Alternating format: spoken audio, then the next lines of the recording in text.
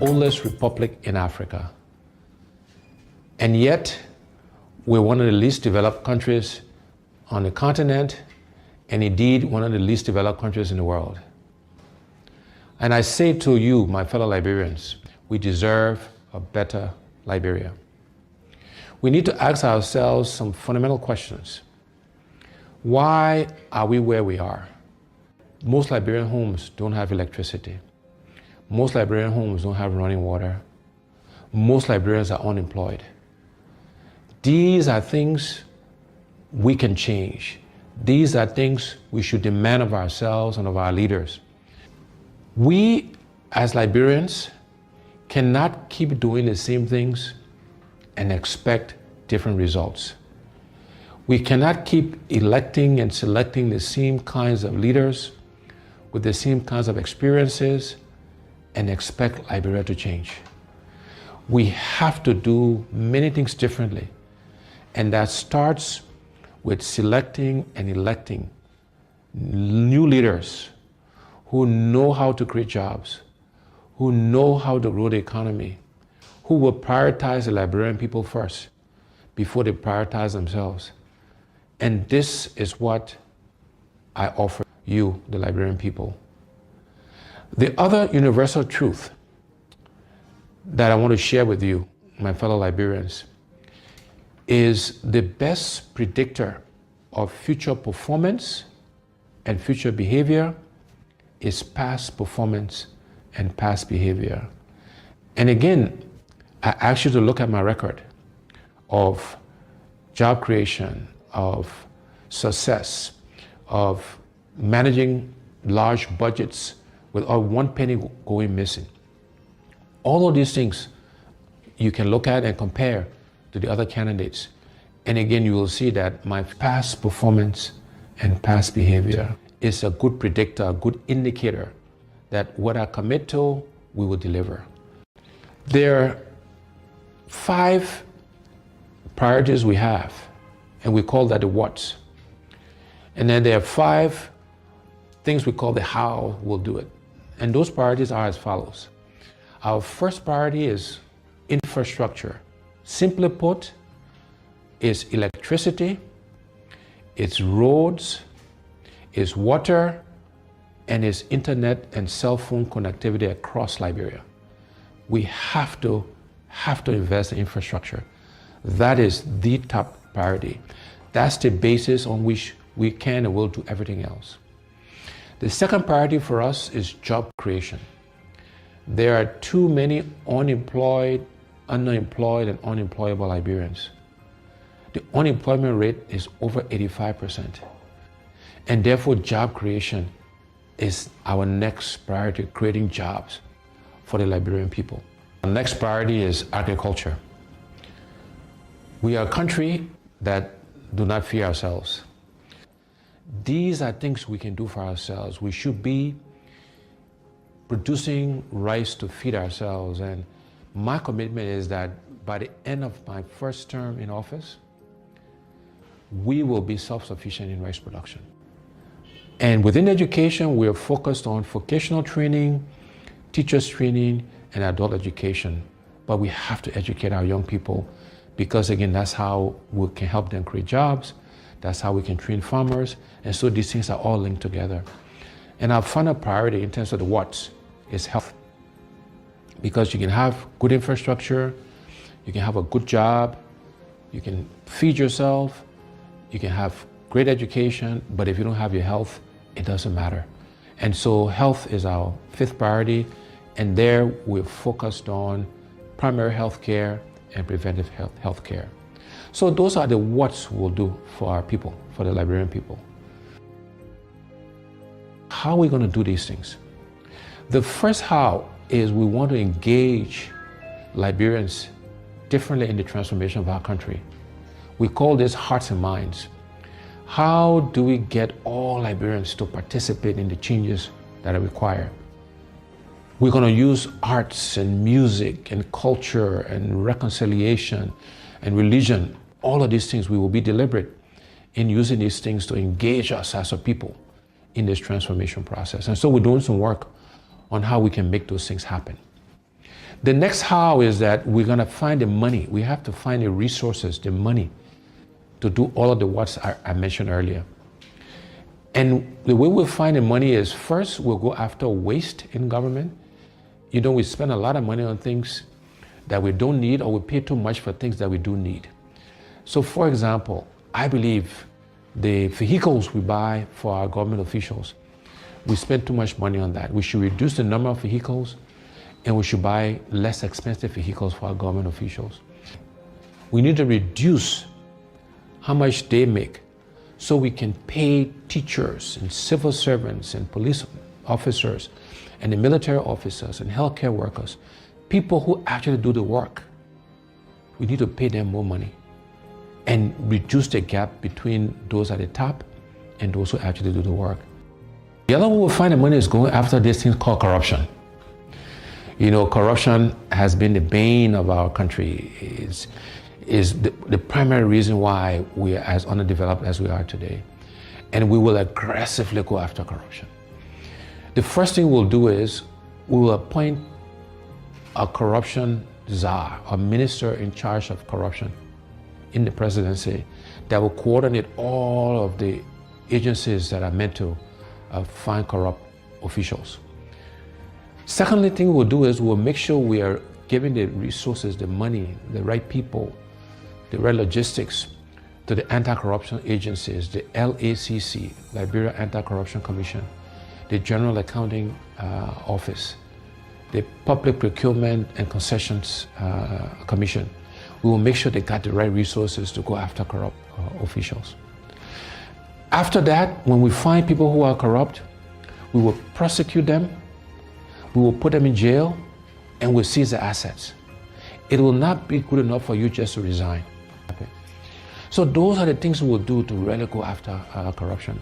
I have committed that I will not take a salary. The salary that is paid the president, I will allocate it towards helping to fight corruption. That's how important I think it is to us. And then the other way we'll find the money is we'll make sure we're getting full value, the full monies we're due from our natural resources. We'll look to exploit other natural resources so we can get the funds required to fund healthcare, to fund infrastructure, to create jobs, etc., etc. So finding the money is the second how. The next how is we want to create a government of inclusion. We want all sections of our country to be represented in the government. We want opposition political parties to be in government, because we believe that having a government inclusion will help all of us make the right decisions. It will make sure that we're spreading the resources of our country across the entire country. And then the last two hows, one is growing the private sector. We will focus on growing the private sector so Liberians can primarily benefit from that growth. No longer should Liberian business people be spectators to our economy. And we want to actively support Liberianization and encourage and provide credit and other facilities to Liberian businesses so they can participate. And last but not least, we will use technology. We'll leverage technology to help us achieve our goals. So those are the what's and the how's. But let me end by leaving you again with these two universal truths. One is we cannot keep doing the same things, my people, and expect different results. We cannot keep electing the same people with the same experiences and expect Liberia to change. We need to elect and select different people to lead us, to serve us, to help us manage and run our country. And the other universal truth is the best predictor of future performance and future behavior is past performance and past behavior. And on those two counts, I believe I stand head and shoulders above the other candidates expiring. Together, we will change Liberia for the benefit of all Liberians. We will transform our country. We will give us a new start, a fresh start, so that all of us can benefit from this country we love. I thank you. God bless you. God bless the Republic of Liberia. Excuse me there, ladies and gentlemen. Good evening to you guys there. And this is Jay Randy here. Thank you so much for taking your time out to come and join me here today. Came home. I had to do other stuff, and that's why I'm here so late.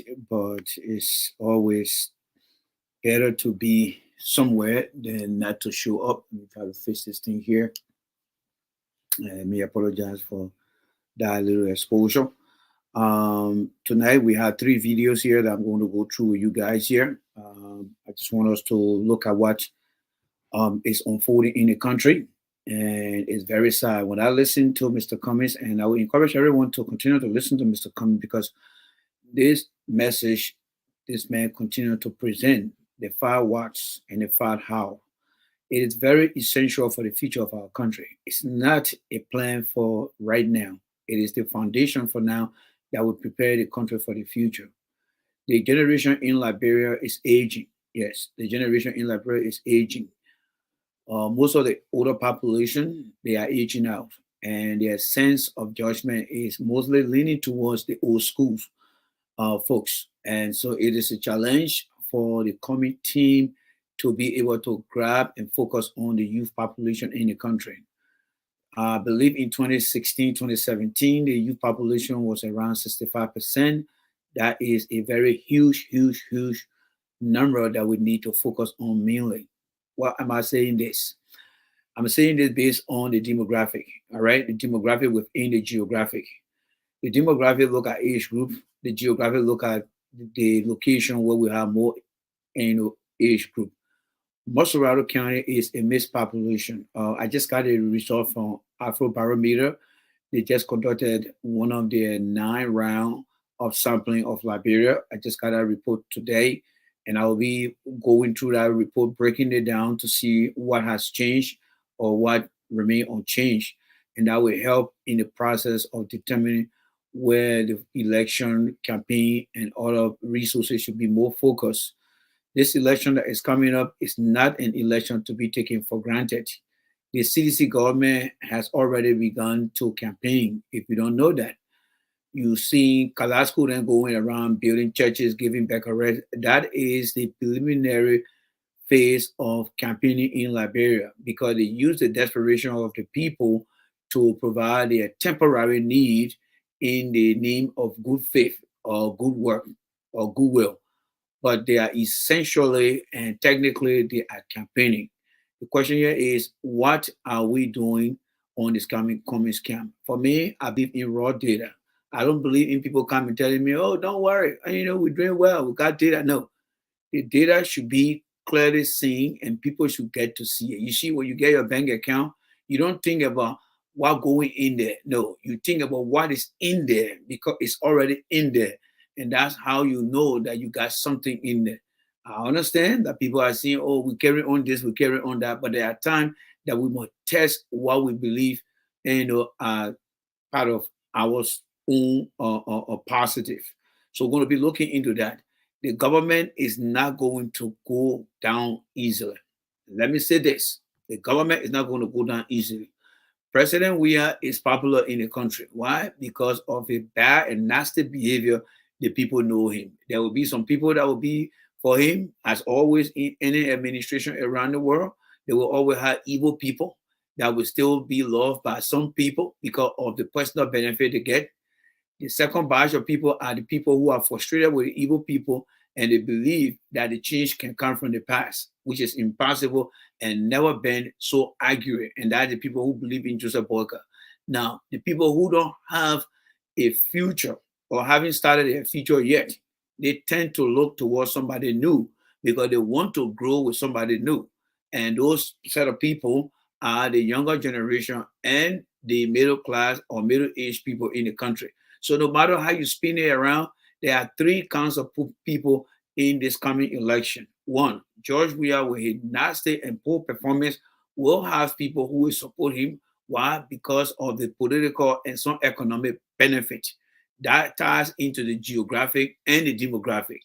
Joseph Boyka from the past that have frustrated and derailed the future of many people along with Ellen Johnson Sirleaf.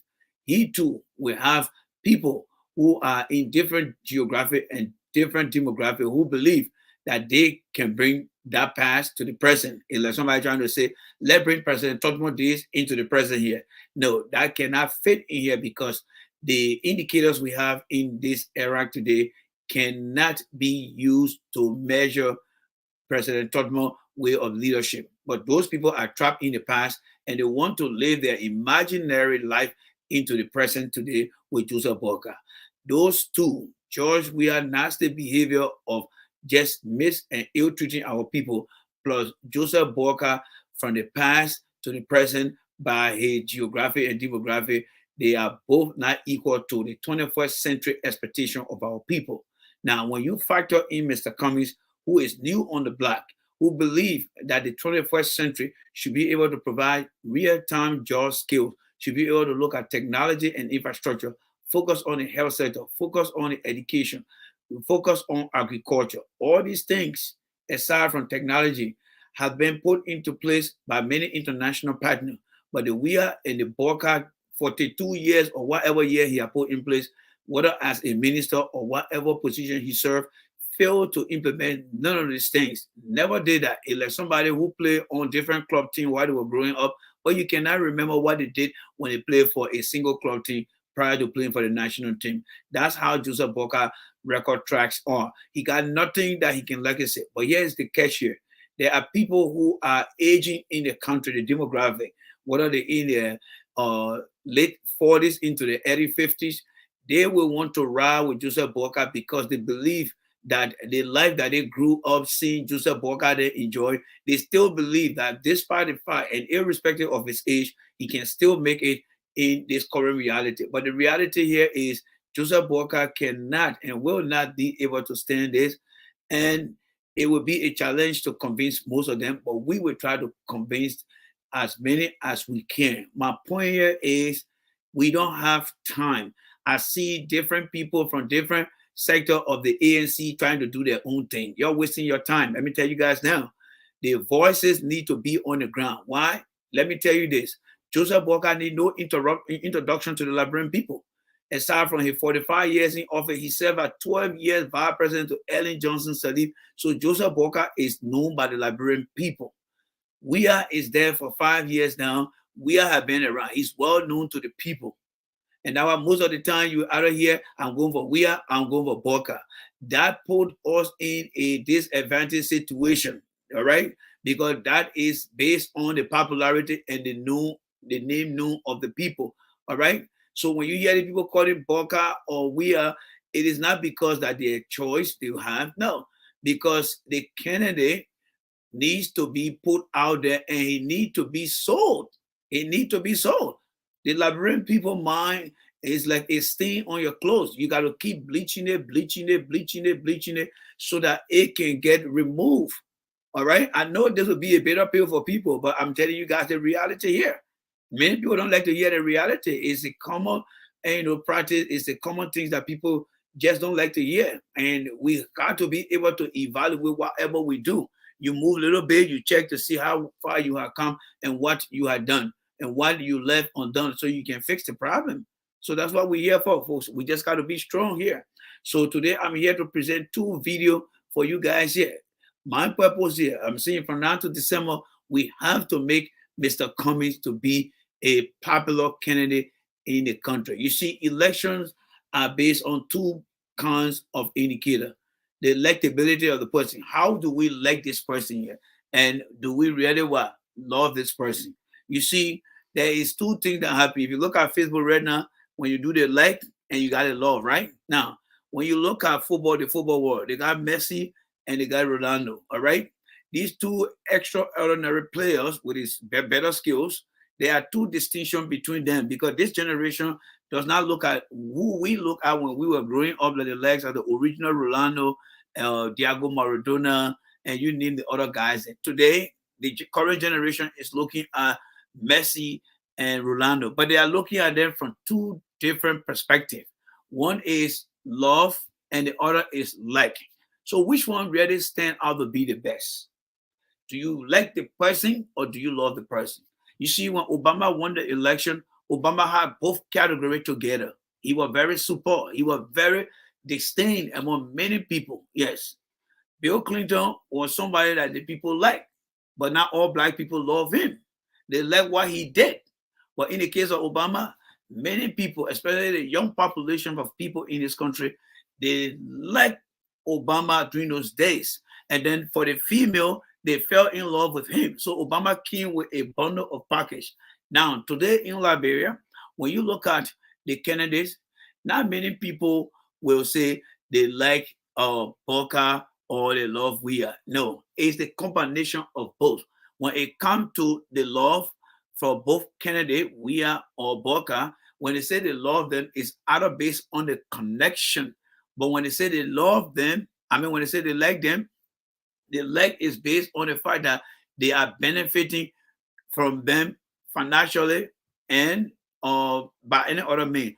But when they say they love, that love will come from the long-lasting relationship they either have with Weah or with Boca. Yes. All right. And then from the older population, they will love those things then because they enjoy it in the past. Now, how can we bring the two together for Cummings? The two together is to define to the younger generation that the future challenges ahead, it is Cummings that will give you that opportunity. Yes, it is Cummings that will give you that opportunity. And how do we implement that? We implement that by continuously promoting Cummings' political vision. Like what we play here every time we start the show. Because everything he explained here are challenges and solutions that will be taken care of in the future. Because you know why? You can love Weah. Weah has already shown to the Liberian people what he's capable of doing. You can say, yeah, you like Boca. Boca has already proven to the Liberian people who he is. The younger generation is up there. They are the one that need to get the understanding of Weah failure and Boca refusal to turn things for the better. And how can that work to the advantage of Cummings? Is to be able to explain what Mr. Cummings is pushing for here. The message need to get to the people in every shape and form. And that way the people will grab the message and they will begin to think on it. That is what we need to do. That is what we need to do. So let me take you on a little ride here. It's going to be a bumpy ride, but the purpose of this is to understand that more need to be done. And remember, it is geographically and demographically going to be described in this video here. And the purpose here is it is target that we need to focus on. Election is a strategy of winning. And the way to begin the strategy is to look at random sampling out there that we call straw, STRAW, is to look at what people are thinking. What are the demographic of people and what are the geographic of people? Are you ready for this? Let's go through this. We're not going to play the thing in its entirety. I just want to give you a sense of what is going on. And I want you to understand that once upon a time we did campaign for George Weah, and some of the ideas that I'm putting forward here is not coming because I want to bring them on. No, these are strategies that were put into place, and we managed to get that man to where he is messing things up. And in order to counter that, we have to reverse the process. In engineering, we call that reverse engineering. You reverse the process, like you wanting the tape back. You play the music. Remember back in the days, you got that old tape. What am I showing here? Let me show it to you guys quickly here. I like to use example here, right? So let me see here. Let me see here. I got my archive here that I like to show to people here. Let's see here. All right, there you go. It's okay. I don't actually have the tip itself here, but you imagine this thing here, right? How many people imagine this from the old school here? This is a cassette tape. All right. I got this from Walmart last time when I was going there in the giveaway or the don't need it anymore item on the shelf. I decided to take this to show to my kids. This is what we used to use back in the days. All right. So imagine this, those who play this thing here. All right. Rewind this thing. All right. So it rewind itself. So what do we do with this? We have to reverse the process. And in reversing the process, it has to be done simultaneously. All right. So this is just a little bit of assessment evaluation to determine what strategy we need to put in place. Yes, I understand people are saying, oh, let do things in secret. Liberia is a country that don't go by guiding principle. There are things are done raw, raw, raw. And when we see it, we act upon it. In order, we call that a risk auditing. It's like you see your baby or a baby trying to go to the well.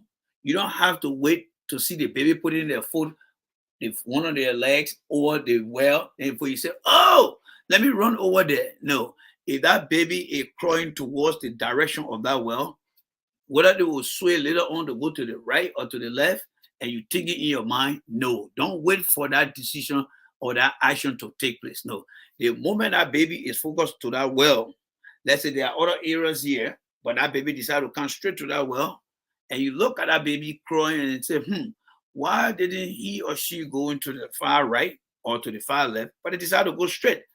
I'm not going to allow that baby to go to that well, because that well is directly in the path of that baby, and or pathway. I will go and stop. That is what I want us to understand here tonight. We are not going, and we should not wait to say, "Oh, because we had to wait for the time." And no, the people out there are desperate. They are desperate. All right. If you see somebody calling for a past administration that damaged the past, that affecting the future today, when you see people calling for that administration, that means something is fundamentally wrong within the system of information flow. That means something is not going through. Something is wrong. And for God to be, if I see something like that, it gave me sleepless night. Yes, because I'm looking at the result from these people. Joseph Walker, George Weah, these are people that shouldn't be on the mind of the Liberian people. Liberians should not come here to juggle between whether they will keep Weah or they will keep Walker when you got a candidate in person of Mr. Cummings. So the question there is, how much are we doing to push Mr. Cummings' information forward across every community within the country? How much are we doing, folks? How much are we doing? This is like a CEO. This is like an operation manager. This is like a campaign manager. This is like an information or campaign team strategy of people sitting down. Guys, here, what can we do? What can we do? Facebook should not make us to feel very complacent that we got it all. No, there are things that need to be done on the ground. So let's look at the video here. All right. Again, this is just a pre-assessment evaluation to determine what will be the next strategy that can be implemented on the ground. It is sad that the team is not working together. You see, when company operating, and most of you guys that work for different large companies that are globally connected, why you think the company may have their headquarters in the United Kingdom or in the United States or in Australia, but they got control over the branch in Africa, the branch in Asia, and they continue to disseminate the same policy together.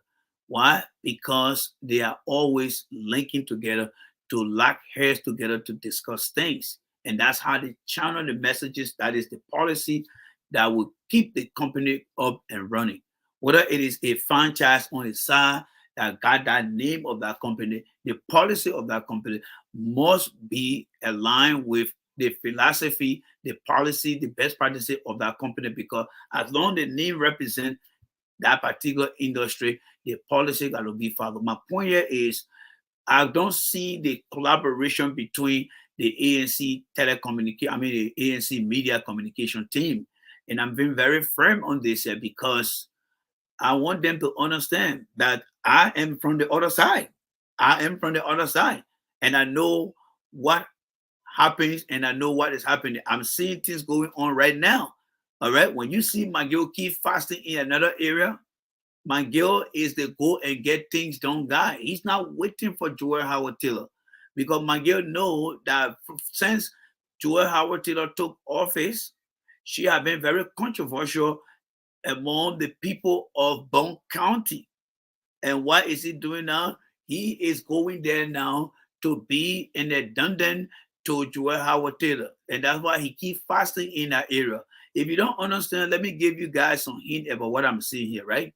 Jefferson Koji and Thomas Fala has been geographically assigned to Lofa County. Yes, they have been geographically assigned to Lofa County. I already told you guys about the We Are Blueprint, and you got to understand this. So today, McGill now is focusing where now on Bond County because Joel Howard Taylor is not reliable again. They cannot go to sleep knowing that Joel Howard Taylor will look and give them Bond County. No. So McGill now is taking the initiative now to engage that part of the geographic. I told you guys this election going to be based on three things: the issue, the demographic, and the geographic. So geographically, Mr. Weir is setting things in place, and we're just looking at it here and laughing. But it is taking root. It is going down into the root, and we need to understand this thing. We cannot just sit here and say, "Oh, let's wait and play professionally." No, it will not work. It will not work. Yes, it will not work. Yes, it will not work. We need to be able to sell, and I would not I couldn't agree more with Michelle here. All right, Mitch is saying they are basic causing man causes instead of setting his platform. There you go. There you go. Because the CDC team or Mitch is like the CDC got a very distracting force. They will send people out there who will just be causing man all the time to distract smart people who got the message, and they will join the CDC people and start causing people man while the other CDC team is on the ground strategically doing their dirty body in the end, if that's a word to use now, in the back end. So if we have those kind of combative conversation, our plan B also should be people on the ground too doing similar thing that they are doing. We got a causing group, and then we should have the strategy group on the ground doing the same thing. It is called like for like. All right, like for like. When you go and get something for an exchange, like for like, these things need to be put into place, and it is very, very, very, very, very a concern to me here. All right. So, like I said the last time, you see Kidman in the Kidman / bombing area. For Kidman, George Weah got Eddie Snow in that area. He's now trying to get Eddie Snow and what's his guy name, Corruption King Kong, to work together in that area. So Eddie Snow and Eddie Statter, they are both teaming up to bring Bombay County home.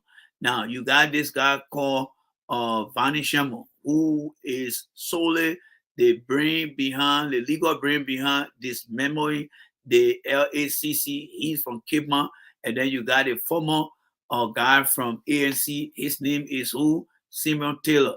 They are now in our area. This time around, you don't hear the people of Sinje in Kidman talking about the B Mountain Spirit, right? Yes, because they have gone in there and they have getting people lay cold water and erase everything, so that whole information, new broadcast go over there is quiet down now.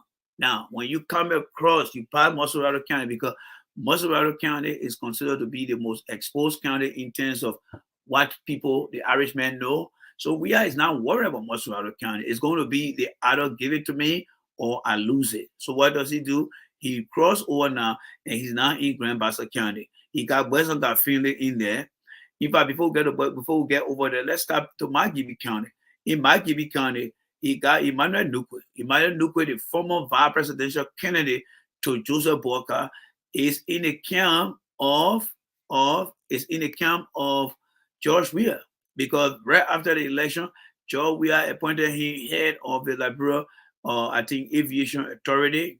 He served that position, and later on he said to Weah, "I'm not going to run. I don't need that position. I'm going to run in Margibi," and we are giving the support. Today he's senator. He is going to pay Weah back. He runs most of the operation in that area. Yes, J. Emmanuel Nukwe. Do not underestimate that guy. That guy is rotten rich. He is rotten rich. He got that whole Margibi in his palm. Jaha Eddie Snow got bombing in his palm. He is another factor over there. Now, you go down to Grand Bassa County, you got Western Finley. These guys don't have no 401k, no investment whatsoever. They ain't got nothing to rely on. They're not like other people in Ghana, South Africa.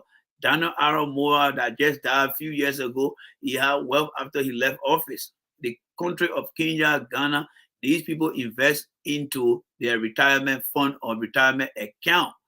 All right, the event. Yeah, what's up, Nova K? Welcome to the show. Long time, bro. We back on our normal broadcast using YouTube. So please share and subscribe.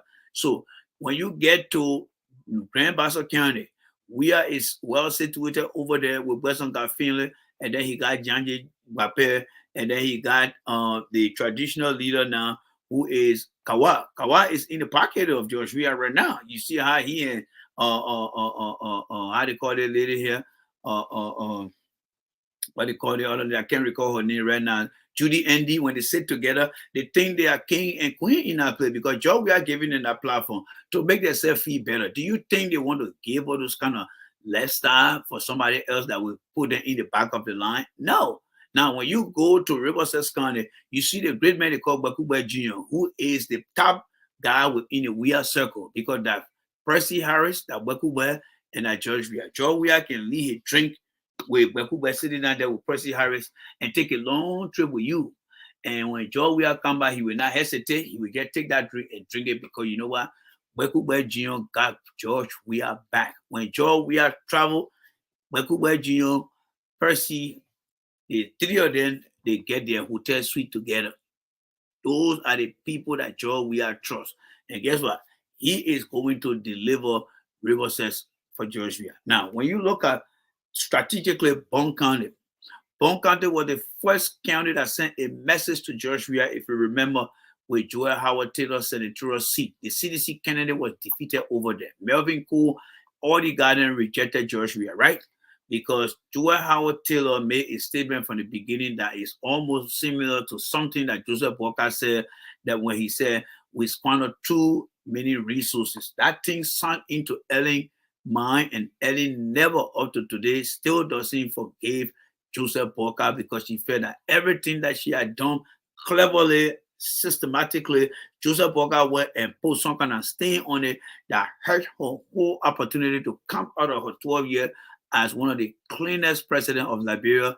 And today, that particular saying for Joseph Walker continue to hunt Ellen, and Ellen is not going to give up on making sure that Joseph Walker does not become president of Liberia. Now, when you look at Joel Howard Taylor, she went to Banga, beginning of the administration, and said, this is our time to eat. And opposition make that a point, and to make their case. George Weah got better with Joel Howard Taylor because when that started to burn like a wildfire, Weah wasn't happy. It took his stock down, and the party continued to struggle here. All right? Yeah. So what did we do here? Now, today, McGill has been directly, and I will say this, directly mandated by George Weah to look at Bond County as a place that they want. And Bond County is among the biggest county that will give George Weah the number. So whatever it takes, they will spend money in that county. McGill will build houses. McGill will give money. Thomas Faladen did the same thing, and it works for them in Lofa County. Yes, they tried the template. They did the prototype, and they defeated Joseph Walker from the investment they put in the infrastructure clip. All right, because you guys are not investing into human capacity, to be honest with you. They're not building technical school, they're not sending the young children to school. No, they just putting physical future there that gave the people some sense of pride, changing the landscape. That's all. But will that sustain? No, it will never be sustained because you and our grandchildren will go to those places 10 years, 20 years from now, and the people will be living in abject poverty due to the lack of education. But the infrastructure will still be there, but it will be dilapidated because there is no PM preventive maintenance to maintain those buildings. But why you think we are then doing it now? Because politics is a contemporary time that people want to enjoy, but they will benefit themselves. So with that kind of mindset, with our people limitation in understanding a sustainable environment that will help them grow and not grow for themselves, but prepare their children's future. They don't understand these things. And we are is making headline on all these things as well. So I would say this: we cannot just say, "Oh, well, let us do this." No, the question here is, how much are we putting on the ground? Like I said, it's better to have a physical dollar in your account. Yeah, to say I got $5 in my account right now, then somebody tell you to say, "Oh, your money is in transition." And it will be there overnight or in the next 2 days. I don't count that money there. No, I don't count it because anything can happen. The system can break down. Anything can happen. And that's how I see what is happening on the ground right now. So what I will do for you guys, let us go to the video here and begin to look at things. Let me read a few comments here before we move forward. Make sure here, one thing we independent comic supporters need to understand, you can't underestimate the CDC and President Weah. Bravo. If that message is sent out every day, Brother Michel, that would be something that the people need to understand. Yes. And he further said, they are the ruling party and they have the stolen resources. I couldn't agree with you more. I wish I could interact with this because I was going to just online and circle the stolen resources. That is exactly what they're going to use because you know what? It is not their hard-earned money. They will use it, they will misuse it, they will abuse it any way possible that they will want to use it. Then let's see here. It says, we have to work hard to earn this victory in 2023. Wouldn't agree with you more. This isn't the time to relax and expect the election to play in our favor. Man, look, I wish I could leave the message here, but this is a powerful message that should be coming from who? From a party chairman, from a regional chairman, from someone that I call the captain or the general on the ground. This message the brother wrote here is one of the most powerful messages that reawaken the mind. And in fact, the video you are about to watch on the show, maybe you have seen it before, but with what I have said prior to showing the video, when you reflect on what the brother had written here, you will be recalibrated to go out there because these guys are now waiting. They are campaigning here. All right. Now, let's see what Arabic guys say. Underestimating where would be a bigger mistake. That's true. We cannot and should not rely on, oh, we are doing this, we are doing that. Like I always said, let me add to the two gentlemen here, and I'll be coming to the next lady here shortly. Do not underestimate the ignorance of the voter. Do not underestimate the ignorance of the voters. Meaning they can sway their vote anyway. And guess what, guys? This is 6 years we playing with here, man. This is 6 years we playing with. If you are 50 years old when we are get elected in 2023, re-elected, and you're 50 years old, you're going to be 56 when that man is done. Your thing, folks. Your thing. You're going to be 56 when that man is done. When you're 60 years old, you'll be 66. This is what at stake. And when you allow somebody to destroy the country like that, what's going to be left for the generation that will look up to you? This is what we call fighting for the heart and soul. But I think many people from the ANC camp, they don't really understand this thing. Maybe their minds are fixated on, oh, I just want to get a job. Maybe come will get lucky, I win. No. These guys who are empowered themselves are saying, you know what? We got nowhere to go. We got nowhere to go. This is our bus stop. This is our last stop. Are we going to compromise this thing to give it to opposition? Where do we have to go? They're not going to do that, ladies and gentlemen. So let me see what says Dakina said here. She said, my born country, Mr. Edison Coming, is the only real chief for Mama Liberia. Yeah, so we need to engage them, says Miada Dakina. We can just profess it here. You see, when we live in imagination without the reality to achieve that imagination, it becomes a mere dream for us. I can sit there and say, oh yeah, River G, even though we don't have enough people anyway, River G gonna go for comics. But how can I surely let be like what? Thomas, when they said Jesus has risen. Thomas, man, you for what you're talking about. Unless I go and feed that man's side, that's when I will know that Jesus is actually out of the dead room and he's now living among us temporarily. So what did he do? He went there. So I want us to have that Thomas mindset until we get to see the reality.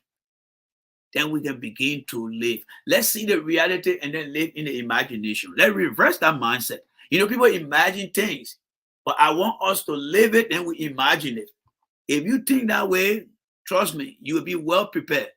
Because many times we imagine things. But with the election and the people out there for grabs, we can reverse that particular process when it comes to this situation I'm talking about here. It's not a living a dream job, right? It is about election. The people are out there. So we cannot imagine it, but we can go there and start to engage them. And when we start to feel them and they start to feel us, then we can start to imagine them, that we got them.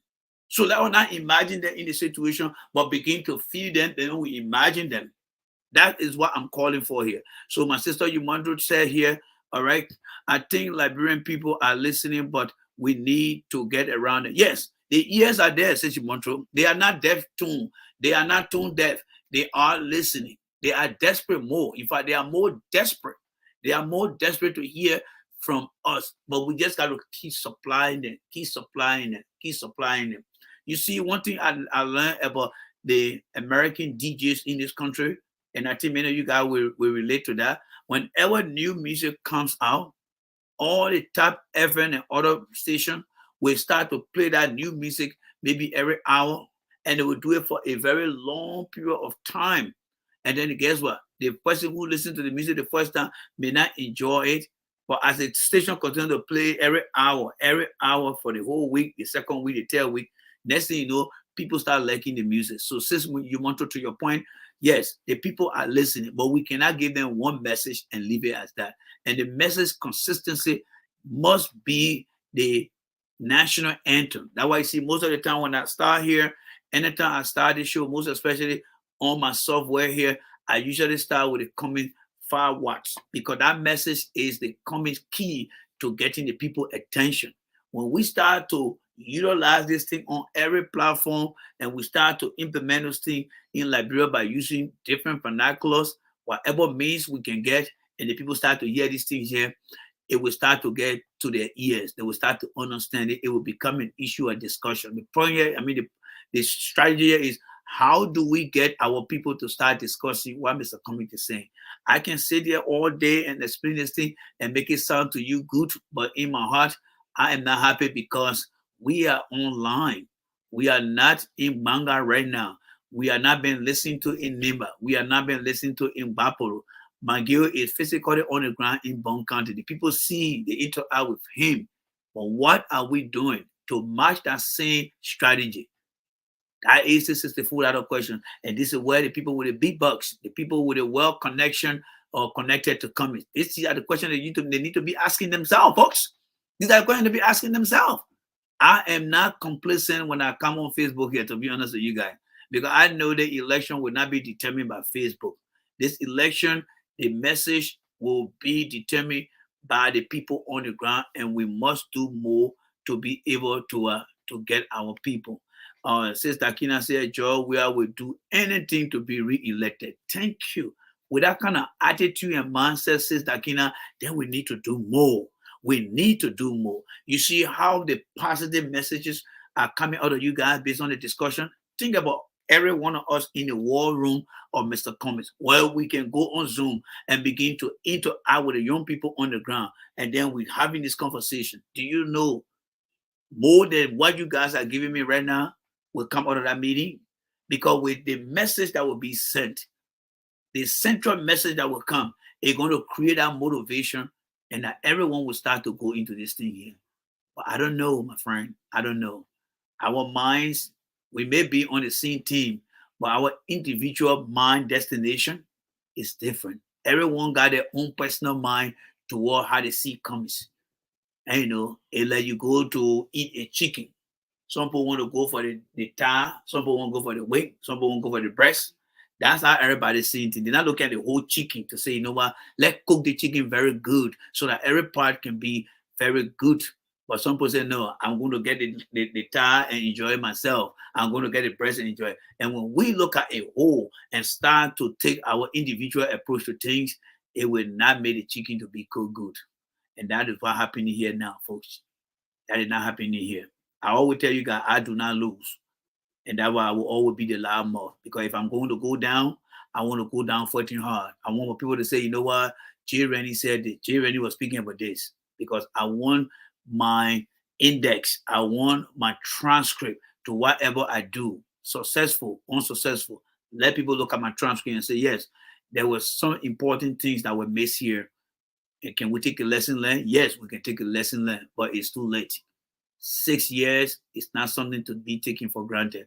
Enough with the talking. I will be posting the messages. But what I will say here, let me just play this video for you guys. Some of you guys have seen the video, but with what we just said, let's play the video and see. We will select different segments of the video but then it's a very informative video. Okay, so let's shoot. Central Monrovia to talk the three presidential election. Who do you think should? How are you? Can we talk to you, Spoon TV?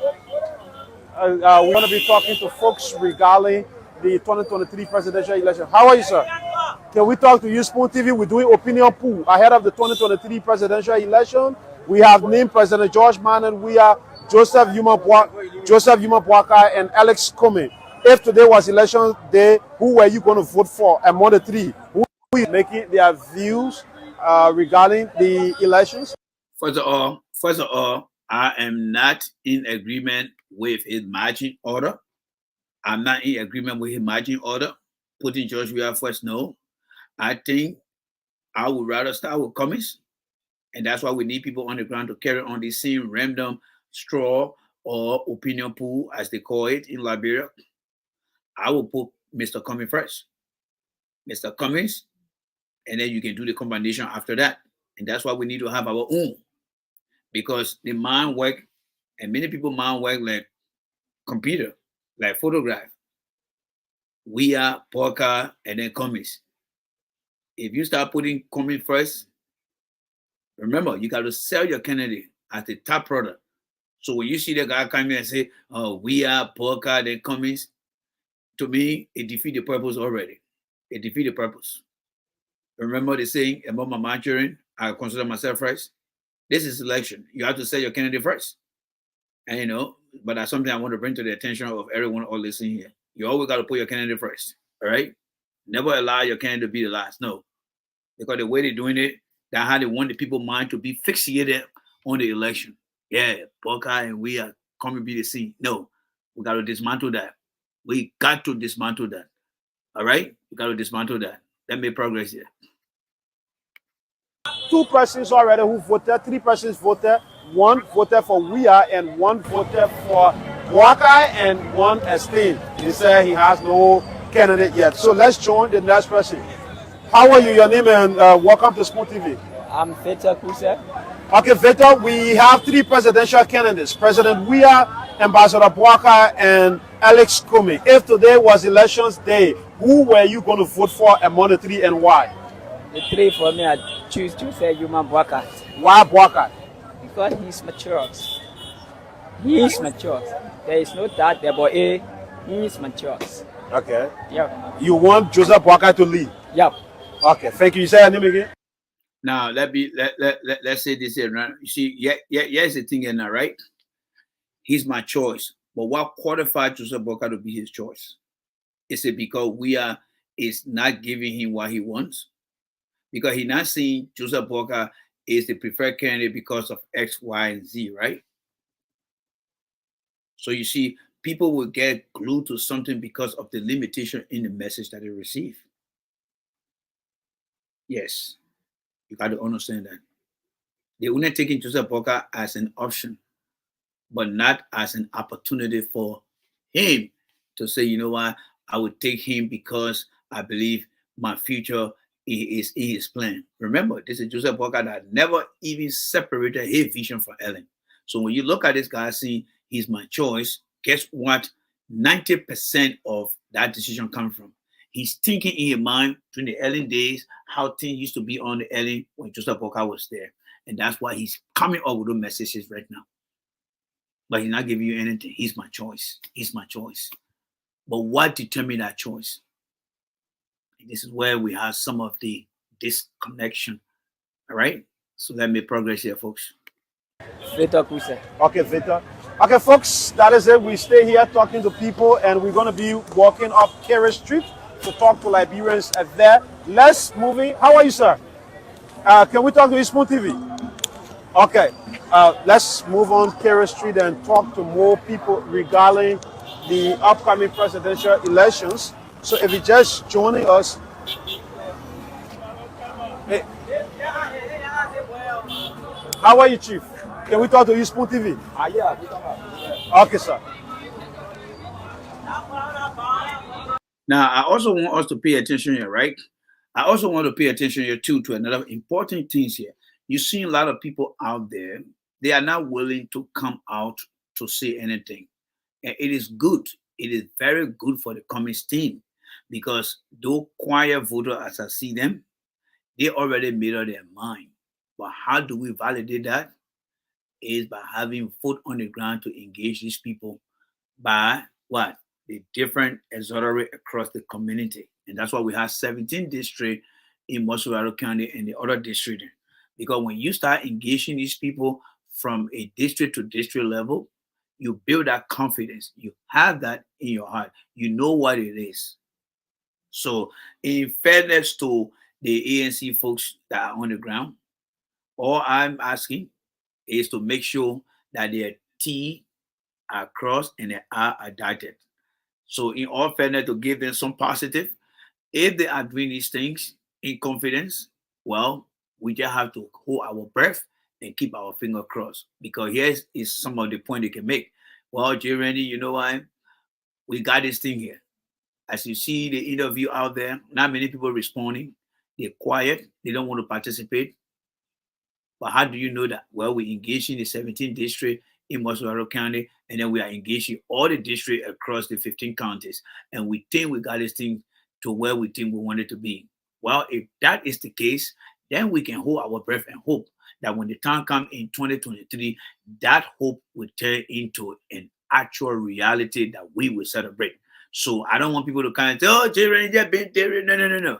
I have to give the positive and the negative. So let us give the team that is coordinating. And I think my brother on Valley said something here. What is the structure on the ground here? And I want to respect that.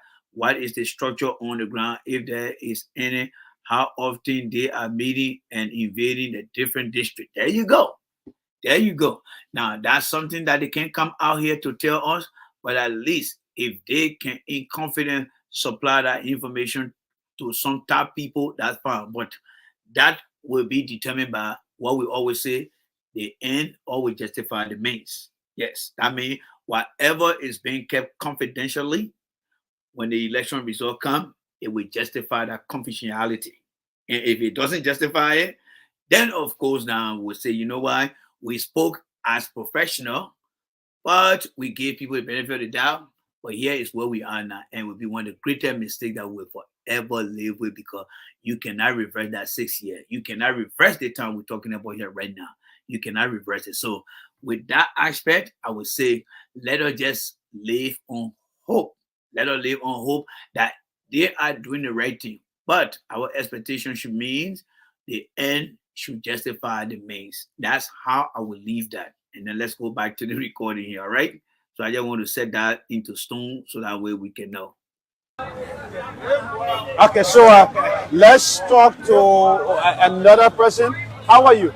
We have 3 presidential candidates: President George Manuel Weah, Joseph Yuma Boakai, and Alex Kumi. If today was elections day, who were you going to vote for? What's your name first? My name is Samuka Sharif. Who were you going to vote for? Arizona Cummings. Why Cummings? Because we need change. Voting for Boakai will not make change. Voting for Weah there will not make change because we have tried 2 of them. So we need change. Cummings, I thought that Cummings can bring the best change to Liberia. Okay, you believe Cummings can bring the change? Yeah. Okay. Exactly. Thank you. Now, this is a very classic example for our discussion here, right? You see, the young man is between the age of 18 and 30. This young man is between the age of 18 and 30. Now, when he look at what Weah is doing to his future, not so good. When you look at how much he understands Joseph Boakai past services to our country, not so good for his future. But when he look at Cummings, who he believes that having been given the opportunity to serve, his hope is into Cummings. Now, when this young man like this is giving what Cummings is saying on our show here, and when you can multiply or duplicate this young man, and and make a replica of the young man to be a face-to-face engaging his friends. Remember, he's part of the youth population. Remember, he's part of the 2065 that I always talk about. Remember, the African Summit that is about to take place in December, part of that economic commitment, part of that, how do you call it, food security, and part of the climate change. This man is the future of that country. See how young he looked? So they speak to the geographic, they speak to the demographic. He's young. He's not going to look at Porca and say Porca got my feature in his hand when he are all living feature. He's not going to look at we are and say, look at the kind of life we are and his surrogate are living here. There's nothing in there for me. So what can I do? I'm going to focus on Mr. Cummings. So there is a positive in this survey here. And we can explore this to the bigger part that we don't see. And there is somebody there who is now saying something about Mr. Cummings. So I thought to bring that here. We'll look at that interview later. Yes. All right. Let me see here. LIB guy, you see here. Let me see what he wrote there. Political guru J. Rennie Watt are the 5 vote rich counties. Yeah, so let me answer LIB guy your question here. He wants to know the 5 counties.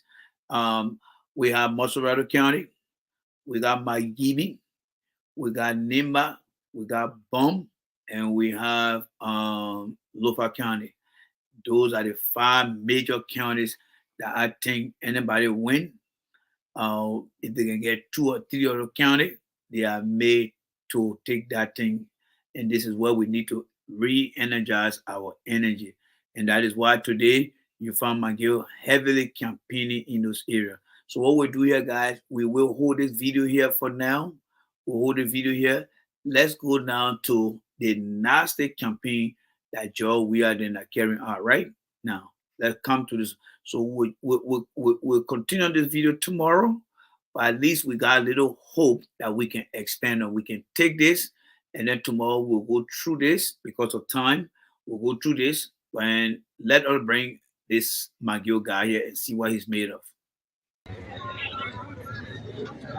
But we tell no money, the school will go to our people that will be about that. Someone have that you go to have your phone, take all the phone, stealing the money.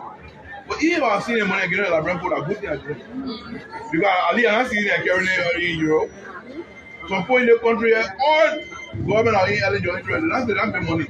So McGill want to tell us that the best comparison he can give is the worst situation that any child will want to hear. All right? You know, like Mr. Trump saying, I can shoot somebody from Central Park Central Avenue in New York, and I will still be exonerated. That shows how well the people appreciate you. So this is what McGill telling the people. Remember, McGill is playing to the tune of these people.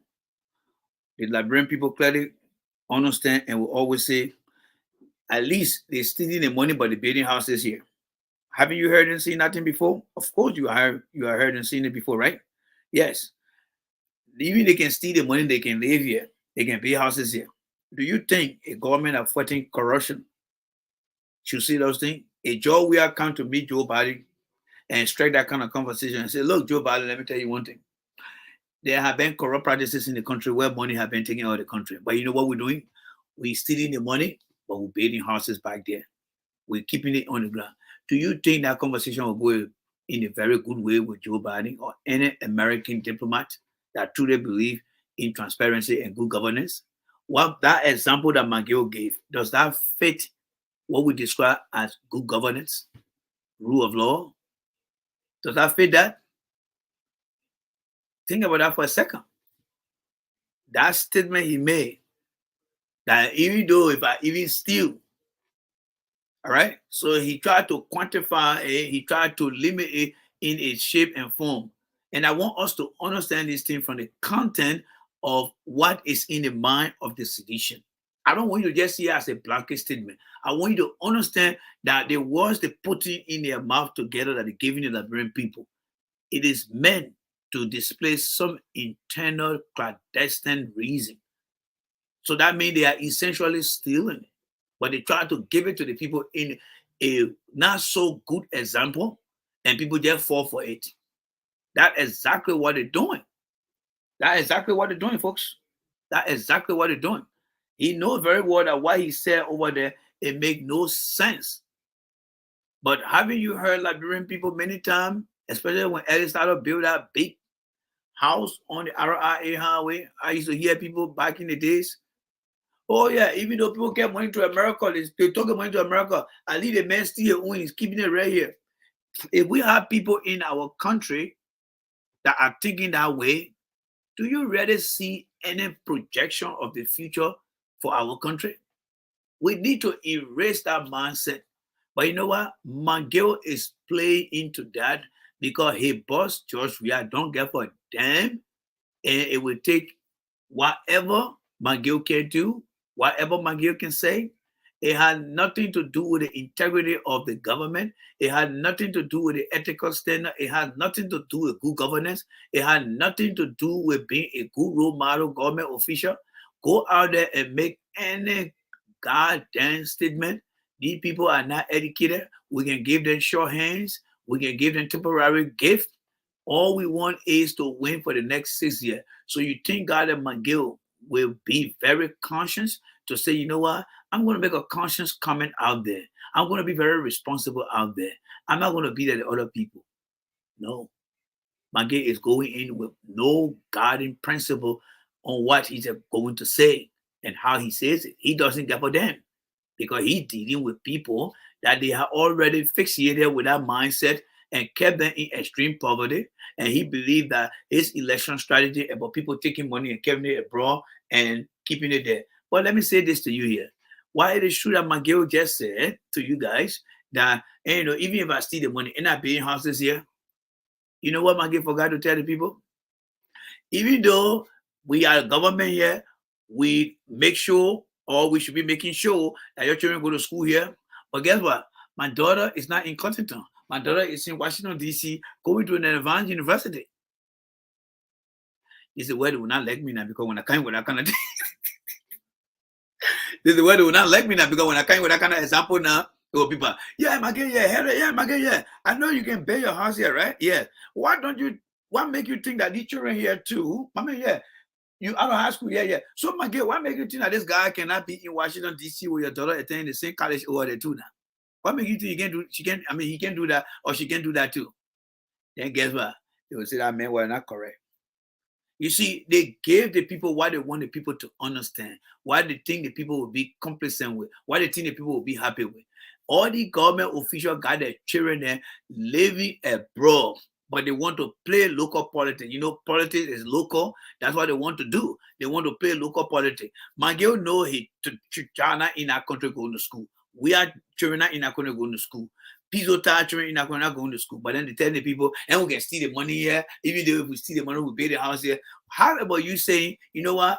Even though we got bad school here, right? We don't have good health facility yet, right? We got bad roads here, right? But guess what? And our family then living here. We got bad hospital too, right? And we all living here. Yeah, when we get sick, we go to JFK. We die there if they can't help us, or we survive there. And you know, so why can't McGill make those kind of comparison? Why he can make so that look at all the comparison in every situation now. All right. Let's make the comparison in every situation. McGill, yeah, you said even though when you steal and you build a house there, yes. Okay, McGill, even though we don't have better hospital, right? So when you get sick, will you go abroad? No, stay here and go to JFK, right? Yes, McGill, yeah. Even though you got bad schools here, right? Why don't you bring your children here as government official and let them go to school here? Those are the areas you don't want to touch because McGill will see you as somebody who is going beyond the normal strategy of politics and trying to open the minds of the people. But I just go to show that these guys are up for no good thing, my friend. Think about what I just told you, right? He made a statement that even though I steal the money, and even though if we steal the money and we're building houses here, why don't you expand on that by looking at other personal interests that hit them to the core or to the heart? For example, McGill, yes. JFK is struggling, right? Yes. So how about when you get sick, we take you to JFK? Because that's all we have here, right? Yes. Will you be willing to go to JFK and be under the doctor then? He's going to say no. He's going to say no. Okay, McGill, yeah, why don't we take your child from America now, send you here, and let you come and go to Cottington or go to LU? Are you willing to do that? He might not agree. You see, one thing I like about this country, United States, the reason United States, Ghana, South Africa, and other countries are doing well in terms of development These people are very patriotic to their country. Wherever you keep your family, you will make all the best decisions that will protect that family. Most of our government officials, they don't care for that country. Their family don't have to be there, but they don't have that concern that the people they serve are also part of their extended family. So they don't care.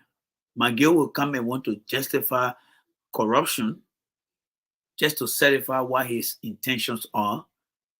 But when you look at the benefit that the people are supposed to get, he looked the other way. He's not telling the people that this is all we have. We'll make sure that you get better school system here, better health care. We'll also make sure that transparency. Instead of my guessing that even though when you steal the money, you stay here and build houses here, you will still be audited. Because the fact that you stole that money and decided to keep it here, you are taking money from the very people and you're trying to show to them that it is good to steal. Mange did not go preach that message. Mange took the negative out of that message and want to turn it into the positive to make the people feel that he's saying something good. And I want you to think about that. That's how nefarious these people are. So let's listen to him more. But we still have no money. The school will go to our people there, go pay for them. Soon invest. I can't pay her in one country to invest. So I'm going to tell the money I carry to Ghana, correct?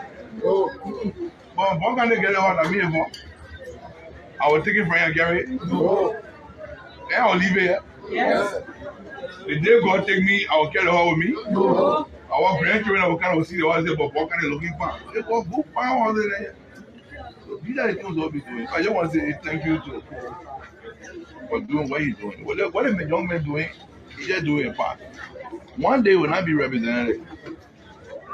But all right, so let's move to the other one here, right? Let's go across town, ladies and gentlemen. Let's go across town. Let's go across town in the same Liberia, all right, and see what happening to what McGill is saying. Let's try to take an opposite approach to that. He said you steal the money. Even if you steal the money, you pay something here, it's going to be here with the people, right? Now, let's see what happened to the future generation of our country. Watch this one. Where the government of Liberia have failed to pay the rent of this building, so the building owner has decided that the Dawu Father Public School be dissolved, meaning that over thousands of Liberians children will be denied education in this environment. So my name is Edwin Batafoyan. I'm here with Emmanuel Gaplije, and together we're going to carry you through this update from the 12 Houses community. So let's take a tour into the building, and then we talk to one or two individuals who will tell us what actually led to this. But according to information, the government of Liberia, through the Ministry of Education, failed to meet its lease obligation. There's an agreement between the government of Liberia and that of this building owner that the government will be responsible to pay for this facility. But due to that failure, the building owner had choose to get this only public school. So Emmanuel, it's up to you. Thank you so much. So wherever you are, folks, we'd like to welcome you. Please share this video and you can write in your comment. This is the only public school in this vicinity, and if you are counting miles away from the Pinsville public school, you will count not less than 20 miles. Looking at the distance between the both public schools, this school is the only school around this place. Don't forget the King Grade Public School in São Paulo 2021-2020 was also demolished, and government promised to rebuild said school, and that school up to now hasn't been built. And today's kids around that area have found it hard. They have found it difficult to get to other schools because of their ages. So this public school has been here aiding those less fortunate parents to see their kids in school.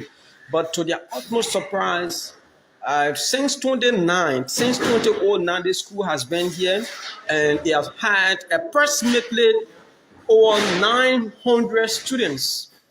You have had over 900 students, and it has been providing quality education for the kids within this place. But what we've been told, parents within the vicinity, I just try to give you a little background. Parents within the vicinity came together looking at this building back in 2009, were the host of those disadvantaged youth you refer to as Zogo and Zogis. The parents said, we can have this structure here and our kids are finding it hard to go to school. So that was how they met, and they had a meeting. They met with former government headed by former President Ellen Johnson Sirleaf, and they saw the need that this school should be renovated, or the building should be renovated, to ensure that the kids around the area can have this place to come and learn their ABC that will better up their future.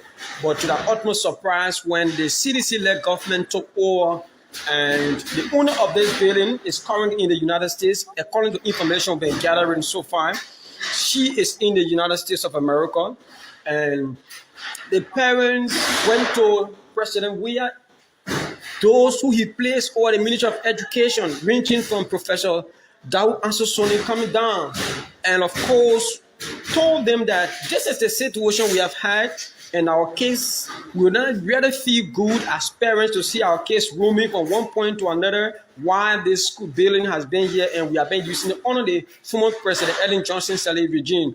But the owner of this building is requesting that she take ownership. So the government went in negotiation with the owner of the building. According to what we've been gathering, they negotiated to ensure that this building is leased, that the students in this community and other communities around this place can have access to the education. But again, after they signed the lease agreement, we have been reliably informed that government has massively failed to live up to the agreement that was contained in the leasing process. And the lady now said she will not continue allowing people using the building, and the agreement made by the government cannot reach up to said agreement. So she was able to go to court, as we've been informed. After going to court, she won the case against the government, and the parents themselves, according to what we've also been gathering through our investigation, the parents met him a mass number, and they reached out to the ministry, went there and telling them the situation, that the lady had promised to de-roof the entire building or to demolish the entire building, and yet and still the Ministry of Education has not been able to come out with any tangible to ensure that these Liberian kids, these less fortunate parents and kids, at least to get the education. So the government, through the Ministry of Education, massively failed to ensure that they secure and live up to whatever agreement that has been in said lease agreement. So the owner of the building was left with no alternative but to ensure that the demolition exercise commenced. We told that it all started yesterday, and as we speak, this is the backside of the building.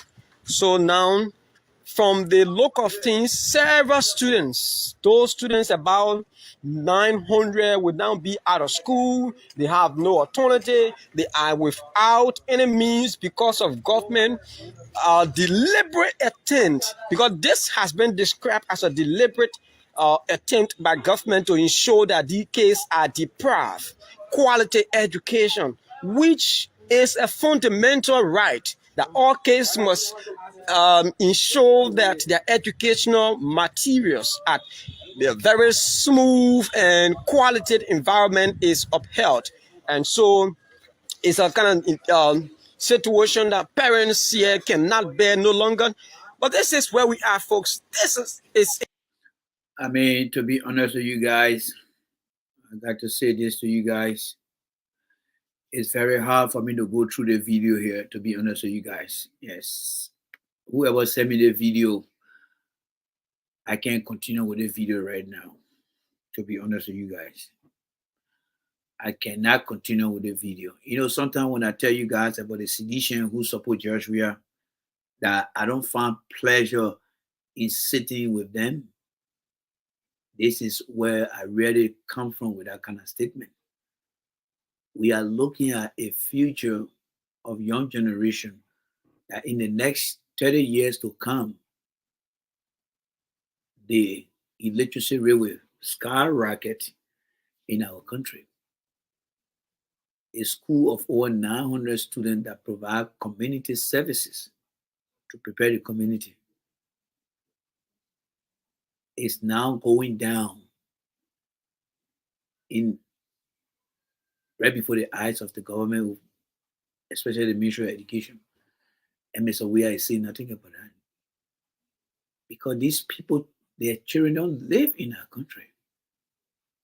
So they don't care. They don't care at all. I mean, think about you and I. Where will we be in this world when our children, who's supposed to succeed us, or your grandchildren, who's supposed to succeed their parents, that is your children? I mean, look at the kid back here in the green shirt here, right? He's part of that community. And when they video stay like this for the next 30 years, and they kid get to say, oh, I'm the one over there, what would be his status when that time comes? Will he be somebody educated or not educated? But Joshua doesn't care. Joshua doesn't care. Joseph Walker doesn't care. And that's why it is important to put common plan forward in what we do. We are fighting for the soul of the future of our country and the generation to come. And these are videos. I don't know how many you got. Let me see. Because right now I'm live on the screen, so I don't see no writing. But let me just reduce the screen here and ask this question here, right? So let me ask you guys. Some of you got that watch Spoon because they sit there at the bigger network now, right? So let me ask you guys. Did you guys get to see the video today on Spoon? Hello, guys. Anybody? Somebody? Did you guys get to see the video on Spoon where they will show these things so that the million viewer that seen it to say, oh, yes, I saw it. Did anybody get to see it? Somebody who watched this Spoon, did you get to see it? I'm waiting for an answer because I know there's a delay in the broadcast. But if you can just tell no, yes, and no. All right. Yes, I said nope. All right. Nope. There you go. So do you think Witherspoon doesn't care? No, Witherspoon doesn't care. He will celebrate his children or his family birthday in America, and the other people will celebrate. See, that is the difference between these people and myself. Because they don't have the country. They move by the wind. They move by the crowd. These are things we call the fundamental problem. You see, I always said this election will be based on three things, right? One, the issue. This is one of the most cardinal issues of our country. The young children in our place, they are the future. Whether the building is not going to be accepted by the government, what is the alternative plan? What is the immediate action plan to keep the children in school? What is the Minister of Education doing? What is the national legislature then doing to call the Minister of Education and say, look, we are here to find out, I'm from the district. Where is the representative in that district anyway? You see, when representatives are only concerned about giving money to the parents so that the parents can vote for them and not investing in the children's future, you see how the reality can come now. Where is the representative? Where is the senator of this county? How are they networking together to reach out to the speaker, to reach out to the president, to reach out to other institutions to see how they can begin to put the children on a continual education, not to allow their age to succeed the grade that they're supposed to be in at this time? Where is it? This is the issue we're talking about here. This is what the election is going to be based on 4 things. In fact, 5. Let's make it 5. All right. Here is how it's going to be. It's going to be about the demographic. It's going to be about the geographic. It's going to be about the issue. It's going to be about the economy. And it's going to be about unemployment. This is where the election will be. The demographic, the geographic, the issue, the economy, and unemployment. Those are the top 5 issues that I see this election will be all about. But how do we get it? The economy is so bad that the parents cannot afford. The issue, government are handling the issue very well. The man they call Dar Suni, who is the Minister of Education, got his own private school as a government official. He is a government official, but he got his own private school that he funding to siphon money out of that school by going after the half parents and disregarding the have not parents. And then he's still sitting down there as Minister of Education for the government and the Republic of Liberia public schools. But his school is getting the best supplies from education and stuff like that. Can you imagine that? This is sad. This is sad. This is sad.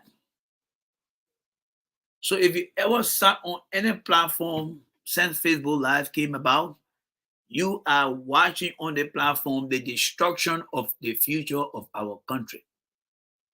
You are watching the destruction and the future of our country. The young people are so desperate. You will see Sir Joseph them going around saying they're giving medical supply here and that. Those are all political gifts that they are giving to our people, and it means nothing, absolutely nothing to the sustainability and the future of our young people. This is where we need to be coming. This is where we need to focus our energy. This is where we need. These are the issues that need to be on every platform to tell you that George Weah is not doing anything. You see, most of the time when I tell you guys, let George Weah show up his educational achievement plan, his health plan, his electricity plan. These are things that we will justify because he cannot provide these things because he hasn't been doing those things in the past. Now you see when I be asking citizens, bring your education up, and let Weah show up his 5 years achievement report that we begin to show everywhere. That's it right here, folks. So guys, we'll stop here. All right, we'll stop here tonight. And I would like to say a big thank you and sorry for coming on late. All right. And we'll be back here tomorrow. Tomorrow morning around 4 a.m., I'll be down here again, pushing my message, and we'll push the issue of this school year. I am going to send a video to the sheriff, and we'll just listen to the first portion, and then we'll discuss it tomorrow. Because the sheriff and I will feed into each other. Because one thing I captured too, folks, most of the information that we receive, not many of them catching the information locally too. Because most of the free lens journalists, they go around, they capture these things, and then they just send it. So I will send this video, and then I will send this other McGill video to the sheriff, and that will be the Red Meat Hour, and then I will already push that message again to the Liberian people. Yeah, push that very good to them. So again, I would like to say a big thank you to every one of you guys. God bless you guys. This is what we face with, and this is what we are trying to push back these 6 years that people want to get to George Weah or Joseph Walker. You seen what they had done over there. You seen what they had done. Right? So it's about the future of our brothers and sisters in Liberia. So I'll just leave it as that and let you pray for long life, good health. But we'll be here, we'll still be fighting. All right? I'm not going to give up. Every morning I'm going to get up. I don't care how tired I am. I'm going to get up and I will come down here. The moment God gave me that strength to get up, I'm going to put my 2 feet down and I'm going to walk off that bed, come down the stairs, and get my blanket because the place can be very cold. So I get my blanket here, put it here. You know, your American children, they let too much of cold. I know my man Mish live in Minnesota, and those that live in Minnesota, the children here, they crank that damn air conditioner on, the place can be freaking cold. So when I come I got my blanket, my blanket on it. Come on, God, give me a break. I'm from Africa, man. You turn that air off the train coming down here for you. Why you turn the air off? Say I'm cool, you gotta forgive me. So we'll do the best we can. And we'll do the best we can. And we'll do the best we can. Yes, Liberia come first. We'll do the best we can to fight. And it's a battle that we put ourselves into. We got to fight it, and we got to do everything to fight it. So, guys, thank you so much. Let me let you guys go. All right, let me let you guys go, and then by tomorrow, by God's grace, we'll be back here again. So, be good and stay safe. Until then, again, this has been Jay Rennie. Those who can catch me in the morning, please. If you don't, I will just share it on my page. You can always watch it later on. All right. Good night to everyone, and God bless you guys. Yes. Bye bye to everyone. All right. Good night.